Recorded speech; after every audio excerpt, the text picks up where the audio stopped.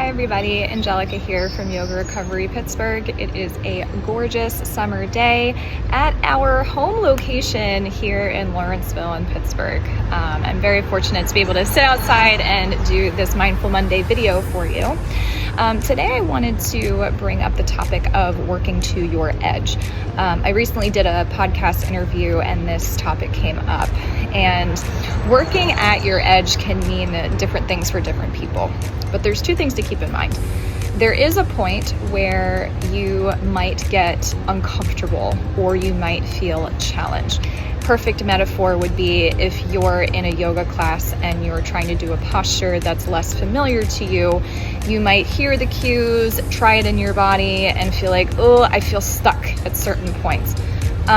Some students will push and do everything they can to force themselves into the posture, and other students may back off and be like, okay, that's enough for me today.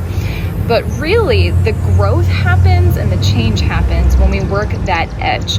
That's the point where I feel challenged and I can sit with that feeling of a little bit of discomfort, a little bit being out of my comfortable range, but your breath is still intact. That's the key.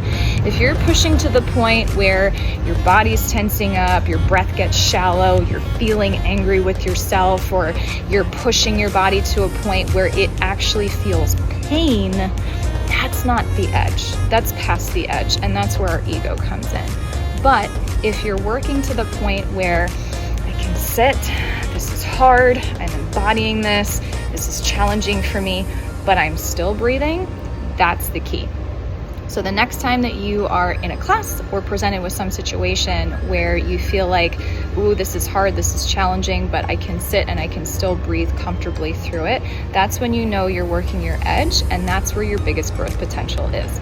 So next time you're presented with a challenging situation, I highly encourage you to sit with your breath, which means you're sitting in the present moment. And when you're in the present moment, that's when you get the most clarity. I hope this was helpful. I will see you next week for another Mindful Monday. If this message resonates with you and you want to dig deeper, book an energy clearing or talk therapy session with me at www.yogarecoverypgh.com/book now. Distance and sliding scale options are available. I am spiritually focused and always ready to take on new clients. Let's chat soon.